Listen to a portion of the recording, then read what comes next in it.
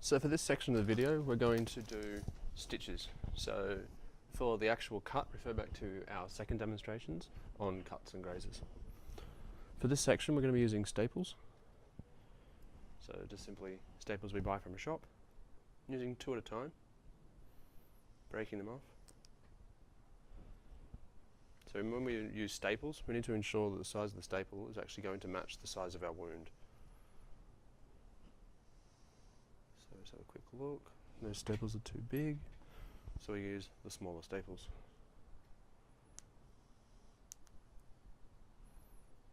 So breaking them off.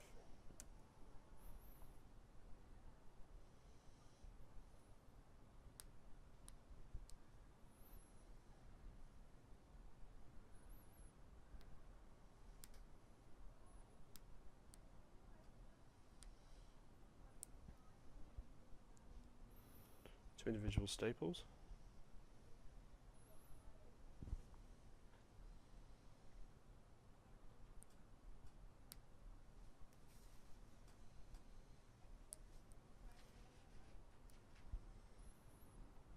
What we're going to do is we're going to slightly bend each staple in on an angle.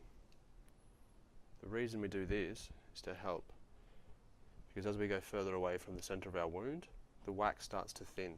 So if we're pushing into the edges, we're actually pushing into our model skin, which we don't want to be doing. So just using our sculpting tool, placing the staple into the wound, and just pushing through the latex on either side.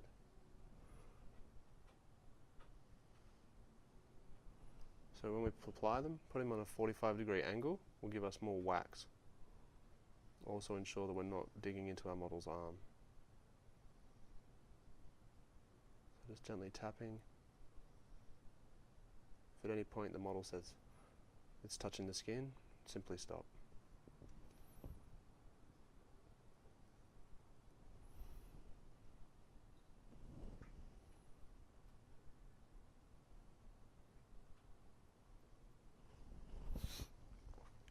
So continuing process, simply bending them in.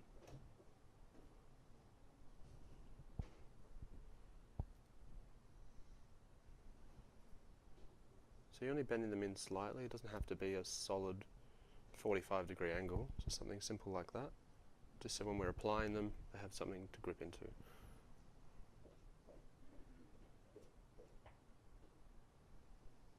So again, holding with the thumb, you're just pushing in on a 45-degree angle. Never pushing hard, we're just simply pressing against it.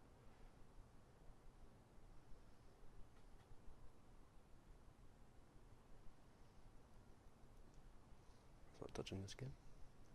Cool. So just double check with the model when you're applying, just make sure you're not touching any of the skin.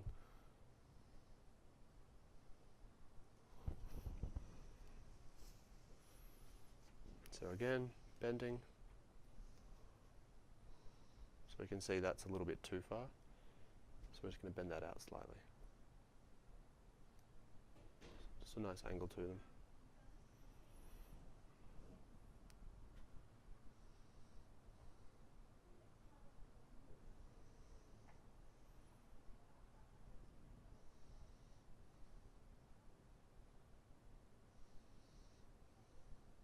Trying to place them evenly.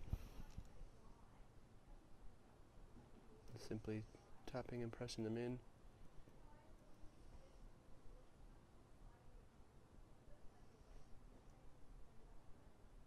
So with some of them, if they're not sitting correctly, you can simply move this end higher up to push this end further down.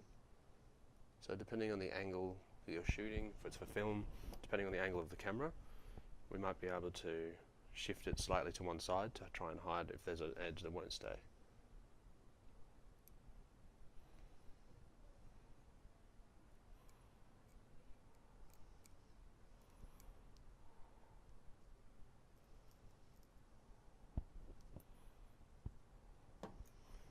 So again, pushing the staples through.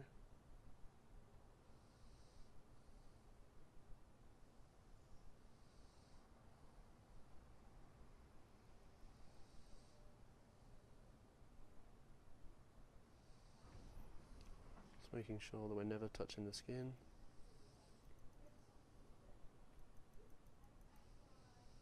Pushing on the angle into the wax.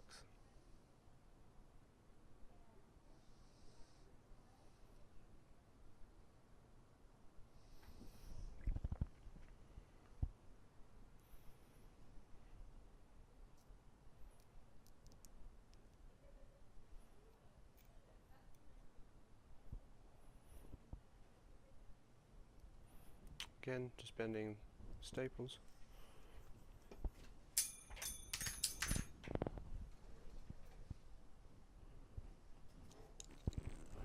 Pushing into the wax.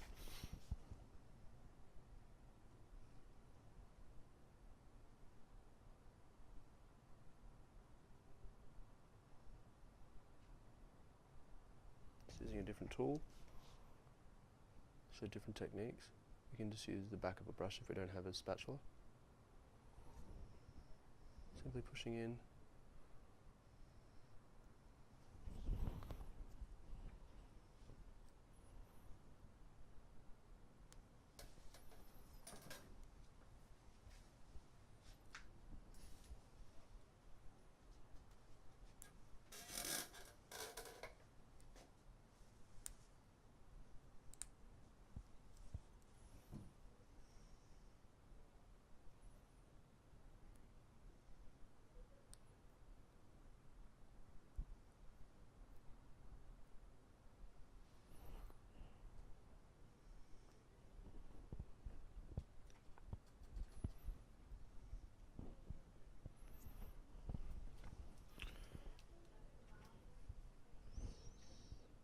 Stitching in again.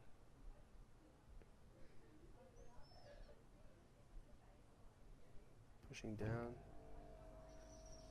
Pushing the product into the wax.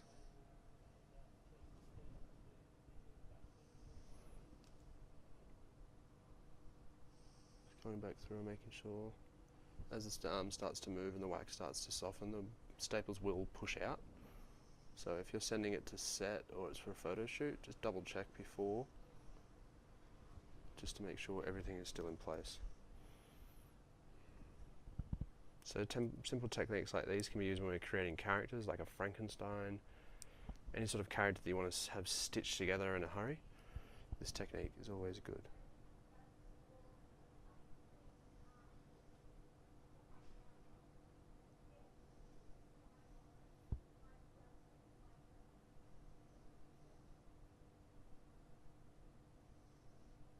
Pushing them right into the wax now.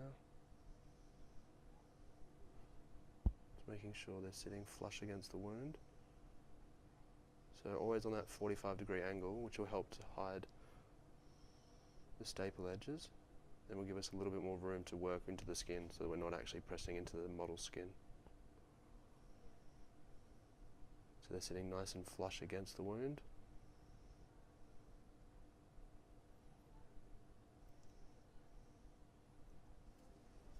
So to add realism to it, so if we want it to be just freshly stapled, we can use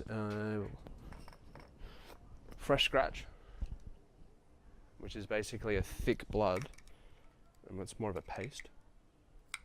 So it's not your conventional bloods, it's quite thick. Simply just using the spear end of our tool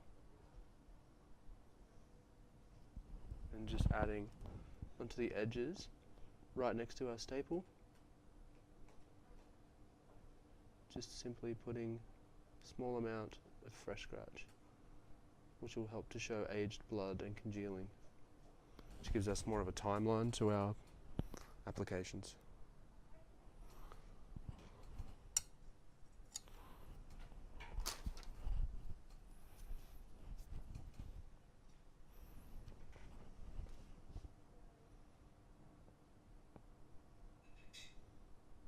So we don't want to pull too much of the fresh scratch into these wounds, so we'll just take a little bit out and add it to the others.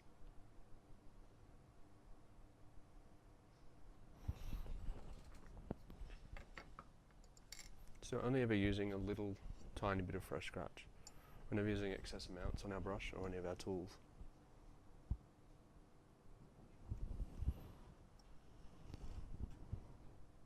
Simply dabbing it in and pulling out.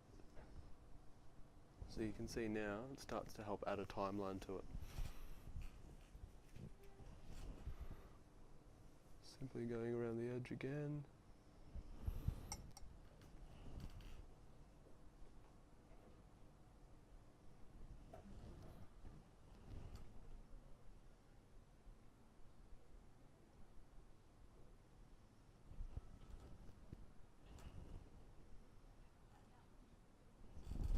As you can see now, it's helped to add the story of the time. To finish, if we wanted to make it look a little bit more fresher, we could add a little bit of aged blood around the edges to sort of create the simulation that he's been to a hospital, some sort of clinic, and got cleaned up. So they haven't quite finished cleaning him up. Or if it has, there's a little bit of excess blood around the edges. So just simply with a sponge, just a small amount, and just layering it over the top. We don't want it to pull too much, we just want a little bit of wash around the edges. It's just to simulate that sort of dirty, just come out of the clinic or the hospital, so she doesn't fully clean the wound.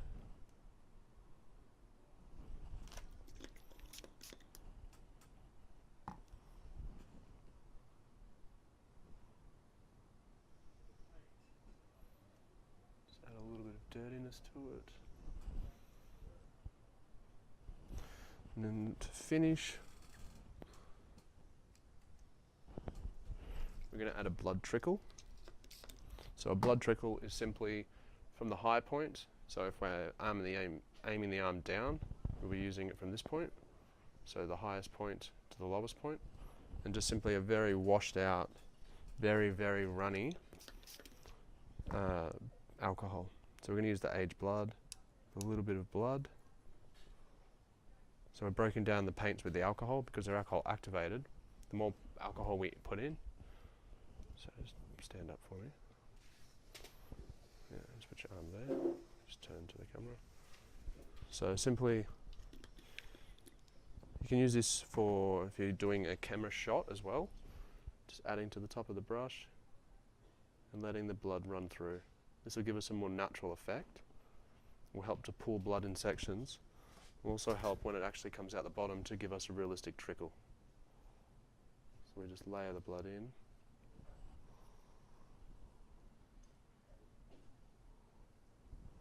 And there we go. So it naturally bleeds on the camera for you as well. That's it. That's stitches.